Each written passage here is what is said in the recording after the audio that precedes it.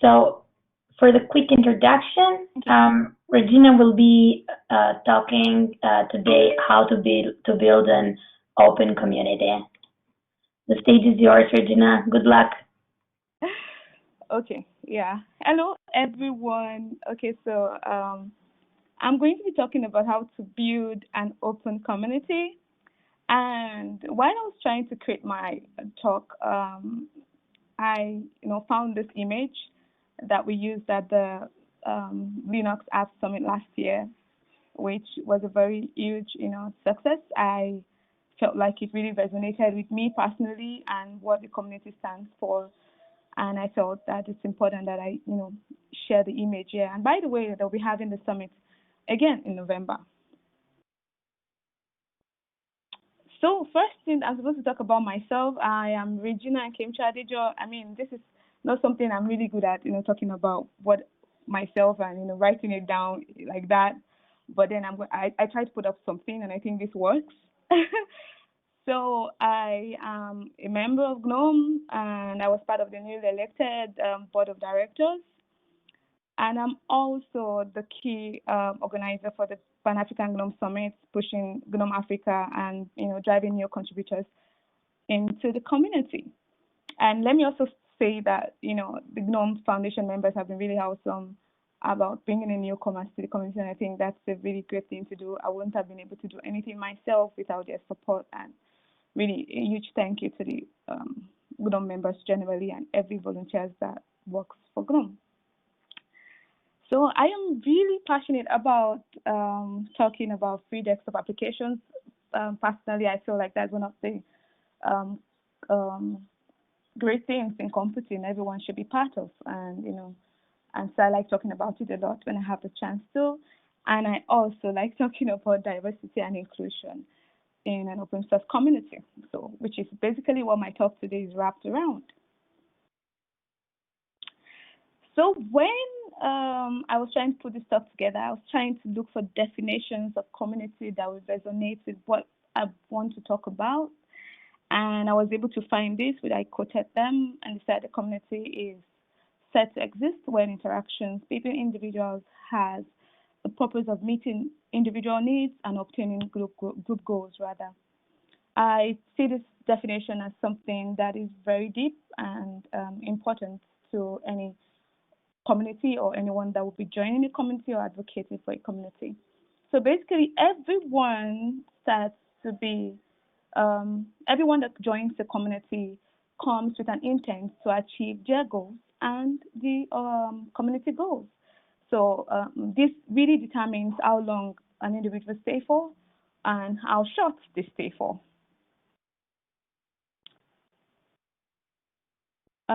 So let me also add that just in case you stop hearing me, I'm using my mobile. Just let me know so that I can, restart all this. So I'm just going to be talking about taking your first step into being, into being part of a community, and I'm going to talking about how to create a diverse and inclusive community. Also ways to increase participation in the community and benefit of mentorship in a community. So these are really the four topics I just tried to put together in a very small and form, and I hope that it meets everyone's needs. So I looked at there's seven ways that I found about taking your first step about being part of a community. But then, I was able to wrap around this community engagement cycle, and to be part of a community, anyone that wants to be part of a community or build a community or advocate for a community thinks of these four things amongst others that I found, which is identity, trust, participation, and reward. So they try to look out how the community aligns with their quality, their beliefs, and their interests generally before you decide to say, okay, I really want to be part of this community. And they also want to trust that the community is going to bring them value. I mean, time is something that's very, very valuable. And everyone that wants to be part of a community or build a community wants to see that whatever it is I'm doing is really going to come back to me in a very good form, or or I will learn from it one way or the other. and they want to know explicitly how to participate.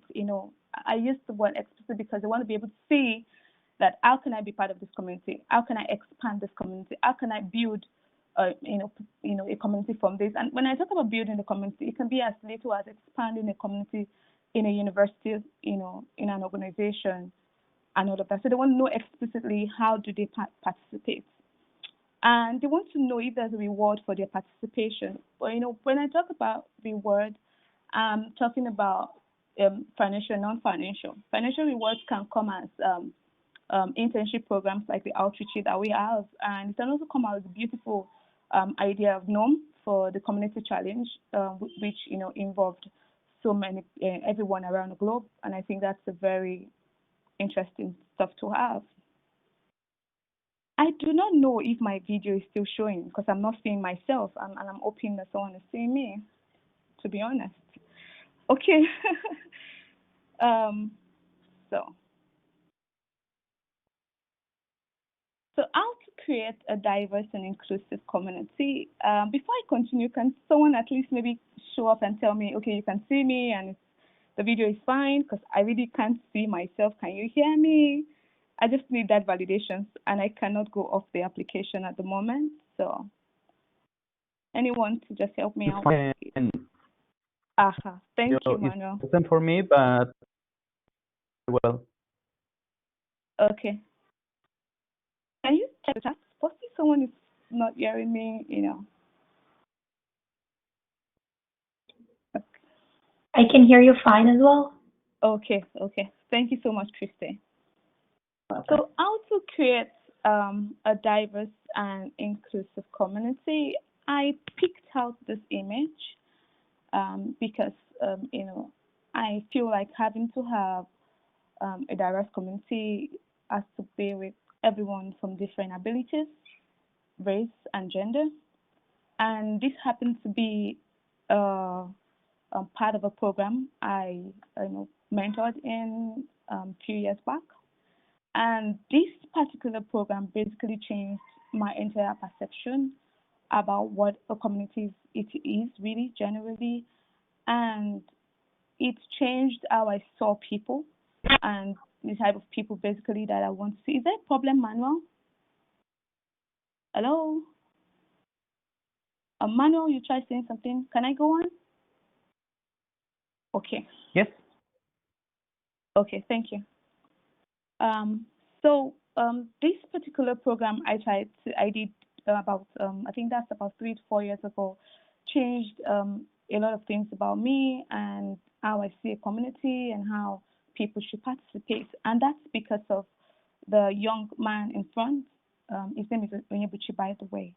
He's a very great tech enthusiast, and he was going to take the newcomers newcomers talk if we're going to have the packs, because of the virus and everything, we had to postpone. And this young man here really changed my entire perception about what a community should look like and people that have been neglected. And I feel like this type of picture is what I really would want to have in any community I want to build. And it's a conscious attempt that I did, even while we were trying to create the parks event right here in Africa, in Nigeria. So I see an inclusive community as a welcoming and community, where the members are safe, they're respected, they're comfortable being themselves, basically irrespective of their identities, irrespective of their race, their gender, or their physical abilities. Everyone, should be able to come into that community and feel safe and accepted.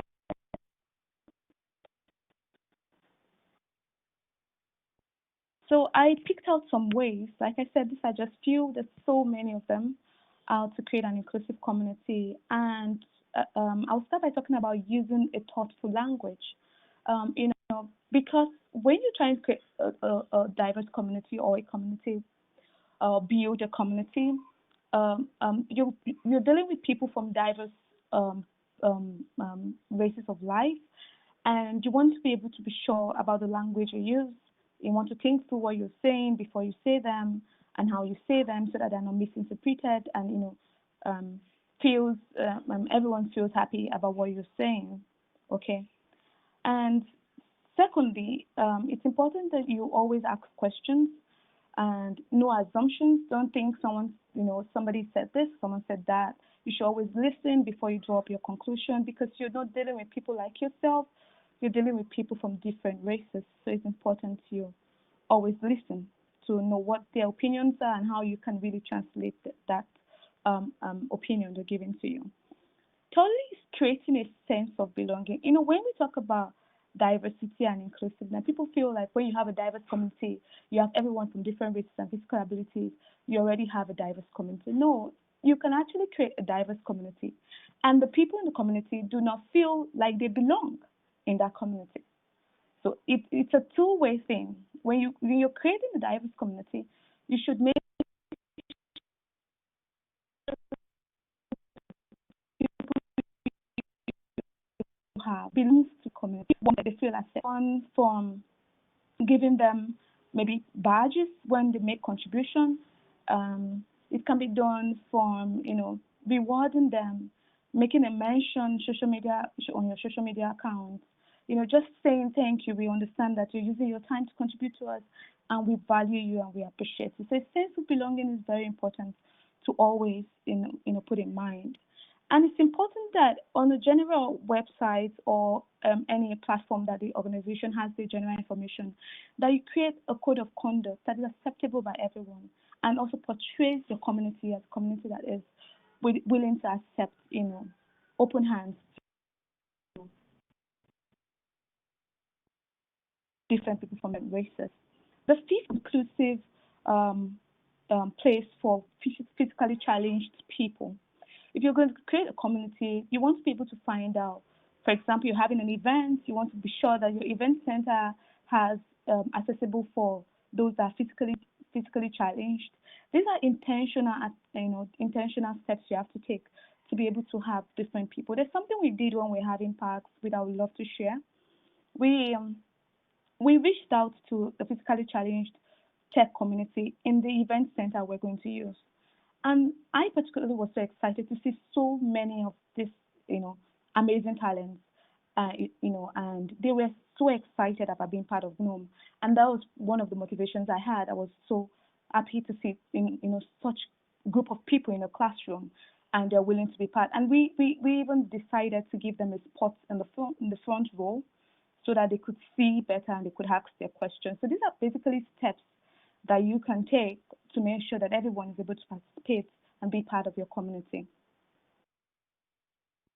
So ways to increase participation. So I have this, this playful cartoon characters. I hope you like them.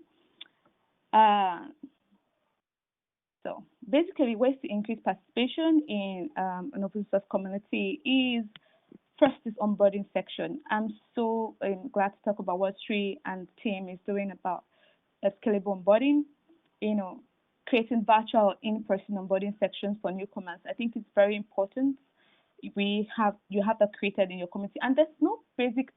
In my opinion, I really don't think there's a basic time to have an onboarding section. Onboarding section can be done anytime by any member of the community as soon as you have a newcomer. The faster the better, because you do not want to miss a prospective contributor. And then you need to have accessible resources, making sure that your documentations are available and very easy to understand. And you can also have, empowerment initiative, like I mentioned earlier, something like the GNOME challenge, outreach. We should see more of open source, empowerment initiative that encourages participation in open source, and that rewards them as well. Lastly, I'm going to point out what benefits of mentorship in everything we've talked about. How important is the mentorship in a community? So basically, first thing there is that it gives brings support, and the person feel guided, and the person has a clear understanding of what the community stands for, and it also increased the knowledge of a community on how to get involved.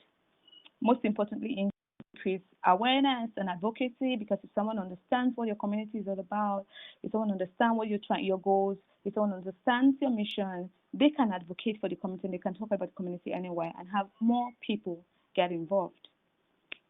And it also gives, a level of confidence. Information is power, basically. So it gives an individual a level of confidence to be able to talk about your community.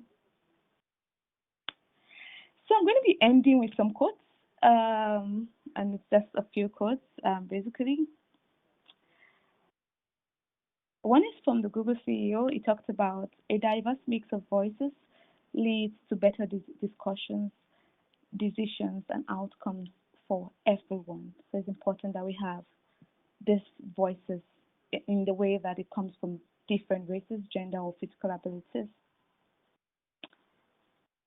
We also be talking about the famous Ellen Keller, and she said, alone we can do so little, but together we can do so much. Lastly, I'm going to be talking about a Twitter quote that I found on Josh Simon's page, and by the way, he's our keynote speaker. It says something on his pinned tweet. I do not know if that has changed as at this moment, but as of when I checked, his pinned tweet says, your community is only as good as the worst behavior it tolerates. And I'm going to be closing my talk by saying thank you all so much for taking your time to listen to me. I am trying to be as fast as possible because I'm using my mobile and I don't have much power here. And I hope that this resonates with everyone. And thank you for the opportunity. And thank you, thank you, Gwadek, for this opportunity to speak at the event. Thank you so much, Regina. We have 5 more minutes for questions. So people can post questions in Rocket Chat or in the Etherpad. Okay.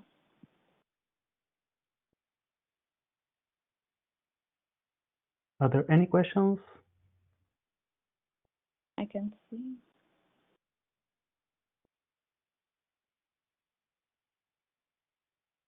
I can see not questions, but thanks, Regina, for your talk.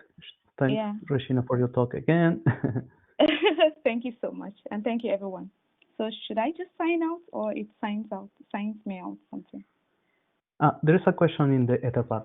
One second. Cool. Yeah. It says, people enjoy having histories of the project, but are they useful for onboarding? I didn't get that. Can you say that again? Yes. People enjoy having histories of the project, but are they useful for onboarding? You mean history of the project? Are they useful for onboarding? Do you mean history? Like yes. History of the... Yeah, I think history of the project is very important for onboarding. I think it's the first step that you should talk about. Where is the community coming from? How did the community grow to where it is? How did the community evolve? How many numbers? How many people participated? Founding members? People that did historical things for the community. These are things that newcomers to a community should be aware of. When I came into the community newly, I found my first contact was Nuritsi, and she did my onboarding online because I wasn't able to attend the summit, and she took the time to explain to me what GNOME stands for, how GNOME was created and what the goals were. Aside from the fact that I was really excited about the community prior to joining, but I think that helped me, to get grounded about what I was coming into. So yes, history is very important, and history should always be referred to in an onboarding section.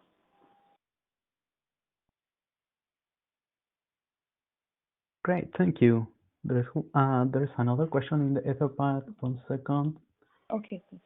It says, what strategies have worked for you for successful onboarding documentation? Okay, basically what we do right now is because I think it's just making sure that you have a documentation of how the community was built upon first, and I try to do onboarding as soon as I see a newcomer. I do not do onboarding or talk to a newcomer in a group because I don't want to lose anyone. So immediate confrontation, immediate onboarding for me is one very good strategy that has allowed people to stay in any community that I try to build and I have built. Um, Secondly, I try to do a follow up on how the community, how the individual is doing, what they need to learn, and I also try to match them to if they have contributions to make that I do not really have necessarily have good grounds on it. I try to match them with someone that I think that could help lift them up. So I think those are the two things that have actually allowed people to come into a community that I am part of and stay in the community. Excellent. Thank you so much. Thank you, Manuel, for everything. Thank you.